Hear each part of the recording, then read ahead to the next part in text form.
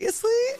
Greatest. I mean, if you were to ask me, that is hands down my favorite. I mean, those opening chords. Ugh. You know what's about to happen. Shit's about to go down. It's the most, like, powerful moment when I get to perform it. That's honestly the only reason I would ever do a tour again. To perform Who is Says. if I could perform Who Says, like, 17 times in a Yeah. row. It's such a high, and it makes me feel good, and I want other people to Okay, what is happening in Hollywood right now? Because Selena Gomez just dropped something so explosive, the internet has basically gone into meltdown mode, and trust me, this is not the kind of announcement we've heard from her before. Fans are freaking out, the headlines are going wild, and the comments section? A literal war zone. But wait, because just when you think that's enough drama for 1 week, Blanco pulls a move that no one, and I mean no one, saw coming. And get this. It's connected to the wedding that everyone swore was canceled, except, apparently, it's not. I know, your brain's probably spinning right now. Mine too. Because we're talking about two stories that are both blowing up separately, but also somehow weaving together into one insane timeline of events. On one hand, we've got Selena making this shock announcement that could change how her fans see her forever. And on the other, we've got Benny, casually strolling in like he's not about to detonate the internet, making a gesture so public, so unexpected, that even the most hardcore gossip accounts didn't know how to process it. But here's the thing, the way these two moments hit the internet back-to-back? It's giving serious Hollywood power play energy. Because just hours before Selena's news dropped, rumors were swirling that her relationship was in trouble. That certain plans had been called off, certain people weren't talking, certain invites had mysteriously vanished. And then, boom, suddenly the narrative flips. And it flips hard. Now, obviously, you're wondering, what exactly did Selena say? What exactly did Benny do? And how does a wedding that was supposedly dead in the water suddenly become the most talked about event of the year? Well, that's exactly why you're here. Because we're going to break down every cryptic post, every tiny clue, every celebrity no comment that's actually a giant comment if you read between the lines. And trust me, when you start piecing this together, you're going to see why people are calling this the biggest twist in Selena's love life since, well, ever. Because the way this all unfolded, it's like watching a rom-com, a thriller, and a PR masterclass collide in real time. First off, let's rewind just 48 hours. Because what happened in the lead-up to these two bombshell moments is almost as wild as the moments themselves. Fans were already picking up on little things, Selena's posts getting oddly cryptic, her likes and unfollows not exactly subtle, and those paparazzi shots where her expression said everything without saying a word. At the same time, Benny? Completely silent. Radio silence. Which, if you know him, is usually a sign that something is brewing behind the scenes. Now, before you think this is just another celebrity on again, off again headline, let me stop you. Because there's an undercurrent here that's way bigger than just a relationship update. The way the story is being told by both of them, on their own terms, is sending a very clear message to the industry, the fans, and the press. And if you've been following Selena long enough, you know she doesn't just do things for no reason. Every post, every appearance, every comment is part of a bigger picture. So here's the plan for this video. We're going to walk through exactly what Selena said, why it's such a departure from her usual vibe, how Benny's move ties into it perfectly, and why the wedding status is suddenly the hottest topic in Hollywood again. Along the way, I'm going to show you the Easter eggs, the hidden clues, and the reactions from other celebs that give us way more insight than you'd expect. Because if you think the drama is over, oh no. This is just the first act. Act 2? That's where things get messy. That's where we talk about who didn't respond well to this news, what was quietly deleted from certain people's socials, and the one celebrity who might have accidentally confirmed way more than they meant to in a single slip of the tongue. And Act 3? Let's just say, you're going to see how this story is setting up something much bigger. A moment that could completely change the public image of this couple. And possibly even their place in Hollywood's unofficial power rankings. Because make no mistake, When two public figures play the PR game this well, there's almost always a bigger plan in motion. So, grab your tea, because we're about to dive into every twist, every breadcrumb, every moment that has fans losing their minds over the Selena Benny saga. We'll start with the bombshell that lit the match. And, trust me, you're going to want to see how it all leads to that wedding twist no one was ready for. Please don't forget to subscribe and like this video. It is free and help us bring you enjoyable content. And of course, watch till the end. I feel good. It's just, I'll never forget what that message in that song means, you know? I put on Who Says, and I really listened. And I was like, and yeah. It kind of cuts deep. Yeah, it does cut deep. It's like the old... There are moments in pop culture that feel small at first glance, a passing remark in an interview, a casual story shared over coffee, a spark in a familiar melody, and yet, when you sit with them, they reveal themselves to be seismic. The kind of moments that shift the way you think about music, memory, and even yourself. That's exactly what happened when Selena Gomez sat down for a conversation on the Jake Shane podcast and, without fanfare or warning, revealed something that would send ripples across her fan base and beyond. She admitted she'd been thinking about re-recording her 2011 hit, Who Says, not for nostalgia's sake, but because its message, one she's been carrying since her early 20s, still cuts to the core of who she is today. For most people, that's a sweet bit of trivia. For Selena fans, it's a rallying cry. For anyone who's ever clung to a song like A Life Raft, it's a reminder that music doesn't just mark moments in our lives, it becomes part of our DNA. And this? This was about more than a pop song. This was about an artist revisiting a conversation with her younger self and realizing those words still matter, maybe now more than ever. The scene was almost deceptively ordinary. Selena was relaxed, chatting about her career, when she was asked about her favorite track from her days with the scene.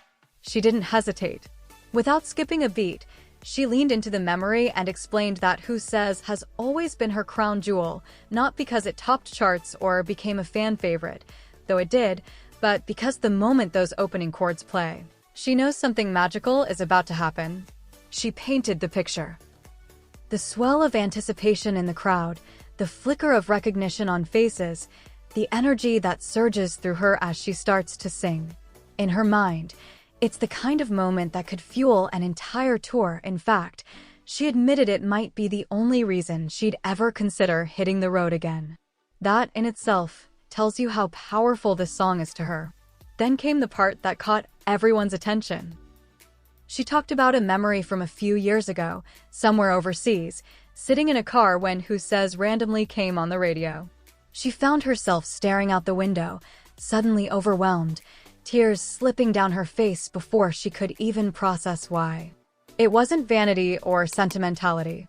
It was because, in that moment, she heard her younger self singing back to her. A version of Selena who had written and recorded those lyrics as a gift to others, not realizing she'd someday need them herself. That's the thing about certain songs. They don't just belong to the fans, they belong to the artist too, and sometimes they're the ones who need reminding of their own message. And for Selena, Who Says has always been a declaration, not just to her listeners, but to the world, that self-worth isn't something granted by anyone else. It's something you claim for yourself. It's a statement she's carried through a career that's been as scrutinized as it's been celebrated, a reminder that even when the noise gets loud, the truth doesn't change. That's why this news hit so hard. It wasn't about re-recording for the sake of re-recording. It was about honoring the fact that the song's heartbeat still matches her own. Fans who've grown up with her know exactly what she means. Back in 2011, Who Says was the kind of anthem you'd blast in your bedroom when the world felt too big and too cruel, a shield against the snide comments, the impossible beauty standards, the whispered doubts in your own head. It was catchy, yes, but it was also quietly radical. Here was a young woman in the heart of the Disney-to-pop pipeline telling millions of teenagers, and by extension, herself, that they were enough exactly as they were.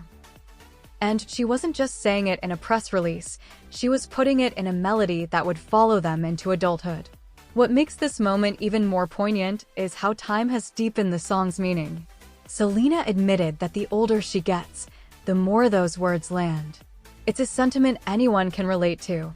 There's something about revisiting the things you created in your youth and realizing they still speak to you, sometimes more than they did when you first wrote them. It's like finding an old letter you wrote to yourself and realizing you were wiser than you gave yourself credit for. And when Selena talks about tearing up in that car overseas, you can almost see it. The quiet, the hum of the road, the rush of unexpected emotion. It's the kind of scene that sticks with you, the kind that makes you rethink the way you listen to songs you've heard 100 times. This isn't the first time an artist has felt compelled to revisit their work, of course. We're living in an era of re-recordings and reimaginings, with big names reclaiming their catalogs or breathing new life into old hits. But Selena's approach feels different. This isn't about industry politics or chart domination. This is about connection to her fans, to her past self, to the universal need for reminders that we matter. And the timing feels right. In a world where online cruelty can go viral in seconds, where comparison culture has become a daily ritual, Who Says is as necessary now as it was in the early 2010s, maybe even more so. Which brings us to today. Because here's the thing, this isn't just a story about Selena Gomez deciding to re-record a song. It's about the way art evolves alongside the people who make it and the people who love it. It's about how a track that once soundtracked high school heartbreaks and teenage self-doubt can take on new shades of meaning in adulthood. And it's about the fact that sometimes the most powerful messages aren't the ones you hear for the first time. They're the ones you hear again, years later, and realize you still need. Selena's fans, predictably, have been buzzing since the interview. Social media lit up with clips and commentary, not just from diehards, but from casual listeners who remember exactly where they were when Who Says first came out. People shared stories of school talent shows, of scribbling the lyrics in journals, of clinging to the chorus during rough patches. And that's the thing about songs like this. They're not just tracks on a playlist, they're emotional timestamps. They live in the moments we needed them most. Which is why the prospect of hearing it again, reimagined through the lens of everything Selena has lived since 2011, is so tantalizing. Imagine the maturity in her voice, the depth in her phrasing, the way a decade of highs and lows could breathe new life into a melody that's already etched into so many hearts. It's the kind of thing that makes you want to mark your calendar, even if the release date hasn't been announced. And it makes you think about the songs in your own life that could use revisiting. What would you say to your younger self if you had the chance to sing their favorite anthem back to them? That's the question Selena is answering in real time, and it's one that lingers long after the interview clip ends. They don't announce themselves with a flashing sign or a viral stunt.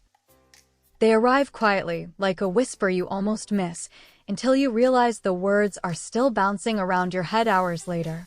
That's exactly how it felt when Selena Gomez, sitting casually across from Jake Shane during a podcast taping, let slip something that made every fan sit up a little straighter. It wasn't scandal, it wasn't gossip, it was something more intimate and, in a way, more powerful. She said she wanted to re-record Who Says, the song that has been stitched into her identity and her audiences for more than a decade. Not for nostalgia's sake, not because the industry was forcing her hand, but because the message in it still mattered to her. If anything, it mattered more now. The moment was simple, almost deceptively so. Shane asked about her favorite song from the Selena Gomez and the Scene era. She didn't pause, didn't search her memory. The answer was immediate. That one, she said, the one with those unmistakable opening chords that make the air shift before she even opens her mouth. She spoke about the way the crowd changes when they hear it, the wave of recognition that sweeps through a room, the collective intake of breath before they sing along. You could tell, even in the way she described it, that this wasn't just another track in her catalog. It was a living, breathing connection between her and the people who've been with her through it all. She even joked, though there was a seriousness tucked inside it, that if she ever toured again, this song might be the sole reason. That's how much she loves performing it. And then came the story that made the air feel heavier. A few years back, Somewhere overseas, she was riding in a car when Who Says came on the radio. She hadn't queued it up herself, hadn't been in the mood for a trip down memory lane. It just happened. And before she knew it, she was staring out the window, watching the blur of a foreign city roll past, and feeling her eyes sting with tears. At first, she couldn't quite put her finger on why. But then she realized she was hearing her younger self. That version of Selena, younger, but already carrying the weight of fame, was singing something she herself needed to hear that day. It wasn't about vanity. It wasn't about basking in her own success.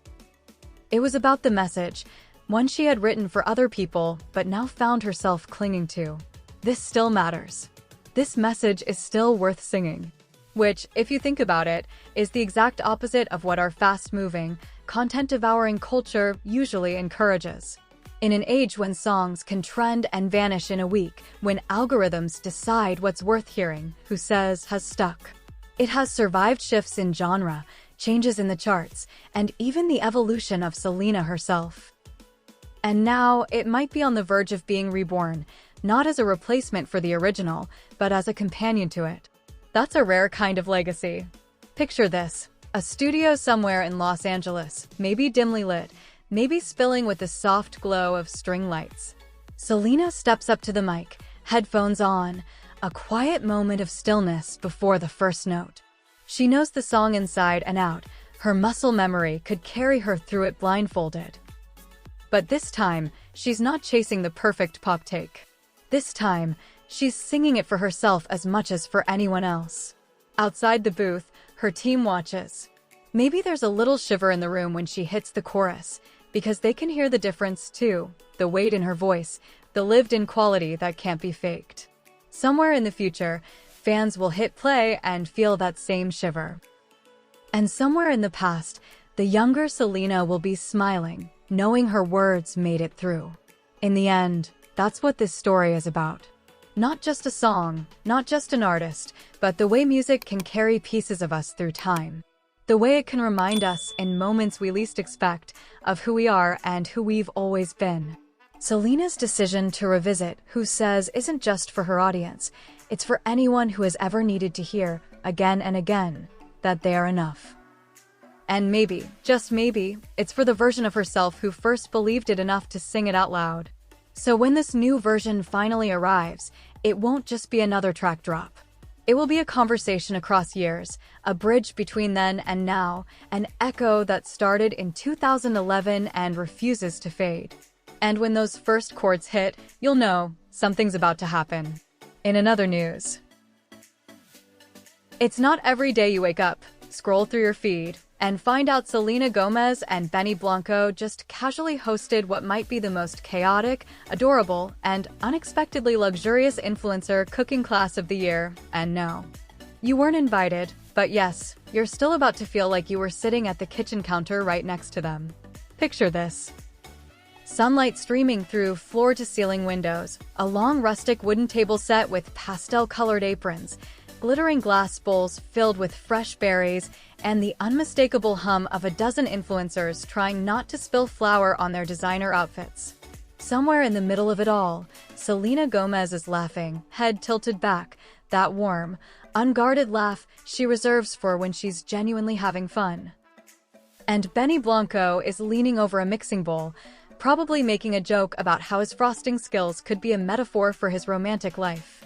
The entire scene is a perfect storm of celebrity charm, content creation gold, and a sneaky little masterclass in marketing, because this wasn't just a whimsical afternoon of pastries and pasta, it was a carefully crafted, joy-soaked celebration of Selena's brand new, already iconic perfume. Now, you might be wondering, what does a perfume have to do with cooking? Well, the answer is actually a lot more genius than you think. Perfume, like cooking, is about layers. It's about carefully balancing notes, experimenting with textures, evoking memories through scent. And what better way to connect those dots than by bringing people who live and breathe aesthetics, aka influencers from all corners of the globe, into a kitchen where the aromas of melted chocolate and vanilla custard float through the air while cameras roll? But before we dive too deep into the marketing wizardry at play here, let's talk about the vibe, because, oh, best friend, the vibe was immaculate. From the moment guests arrived, it was clear this wasn't going to be some stiff, overproduced brand event where everyone politely sips champagne and pretends to be fascinated by the PowerPoint presentation. No, this was pure fun. Think group laughter echoing off marble countertops, spontaneous frosting fights, and that one influencer who probably pretended they didn't know how to crack an egg just to get extra camera time. The kitchen itself was transformed into what can only be described as a Pinterest fever dream. Fairy lights strung overhead, pale pink peonies spilling out of ceramic pitchers, and little handwritten place cards with each guest's name in looping calligraphy. At every station sat a bundle of ingredients tied together with a silk ribbon, because apparently, even the flour had to be photogenic. And in the middle of it all, Selena and Benny, working the room like seasoned hosts who somehow managed to make everyone feel like they're the most important person there. Selena, in a soft cream sweater that somehow managed to stay spotless despite the powdered sugar cloud that hung over the room, greeted guests with that signature mix of warmth and curiosity, asking about their travels, their favorite recipes, and whether they'd ever tried adding lavender to shortbread. Spoiler, she's a fan. Benny, wearing an apron that looked like it might have been thrifted but in a cool, intentional way, drifted between stations cracking jokes, taste-testing dough, and occasionally just standing back to watch Selena in her element. And this is where the magic really happened, because while the whole thing was obviously a promo for her perfume, it didn't feel like an ad. It felt like a peek into the private world of two people who are not just dating, but genuinely enjoying the weird, wonderful mashup of their personal and professional lives. Of course, the internet being the internet, there were immediately two camps. Those who were overjoyed to see Selena so happy and glowing, and those who, let's just say they had thoughts about not being on the guest list. I mean, let's be real. We've all had that moment where you see a celebrity-hosted event on Instagram and think, why not me? But what's interesting about this particular event is that it somehow dodged the usual eye-roll-inducing elitism that can come with influencer gatherings. Maybe it's because Selena herself has this grounded, almost shy energy that makes even the most glamorous situations feel approachable. Maybe it's because she's openly, unapologetically in love with Benny, and that joy is infectious. Or maybe it's because, at the end of the day, watching a room full of adults get flour on their noses while trying to pipe frosting roses is inherently charming. But here's where it gets even more interesting. This wasn't just a casual, let's throw some dough around kind of thing. Every detail of the cooking class was subtly tied back to the perfume. The pastries they made? Infused with flavors that mirrored the fragrance's notes. Think soft vanilla, sweet berries, and just a hint of something floral. The decor? A direct color match to the perfume's packaging. Even the aprons had embroidered details that echoed the perfume's branding. It was the kind of cohesion that marketing students will one day use as a case study, and the kind of event that makes fans feel like they're getting more than just a product, they're getting a whole experience. And that's where Selena shines, because she's not just selling you a scent, she's inviting you into a moment. Still, the real story here isn't just the genius marketing or the influencer turnout. It's the fact that this was one of the rare times we've seen Selena and Benny host something together, and they absolutely nailed the dynamic. Benny brought the humor, the casual banter, the slightly chaotic energy that keeps things from feeling too polished. Selena brought the calm, the warmth, the genuine attentiveness that makes people feel seen. Together, they created this easy, unforced chemistry that not only makes their relationship believable, but also makes you want to root for them, even if you walked in a skeptic. And let's be honest, seeing Selena happy hits differently when you know she's had her fair share of public heartbreaks and scrutiny. There was this moment, captured on a couple of influencer stories, where Benny was helping Selena roll out dough, and she looked up at him with this quiet smile that said everything without saying a word. It wasn't performative. It wasn't for the cameras. It was just real. And in a world where so much of celebrity culture feels staged, those little unscripted moments are gold. Now, before you start thinking this was all sunshine and frosting roses, let's talk about the part that made fans collectively yell at their phones, the exclusivity. The guest list was stacked with influencers from all over the world, food bloggers, lifestyle vloggers, TikTok personalities, but obviously, the average fan didn't stand a chance at scoring an invite. And while most people took it in stride, there were plenty of "why not me" comments floating around. But here's the thing, instead of letting FOMO turn into resentment, the online conversation quickly shifted into something surprisingly wholesome. People started tagging their favorite small creators, saying things like, "manifesting you at the next Selena event." Others shared their own at-home cooking class moments, recreating the pastries from photos and adding their own flair. It turned into this virtual ripple effect of creativity, which, let's face it, is exactly the kind of organic buzz every brand dreams of.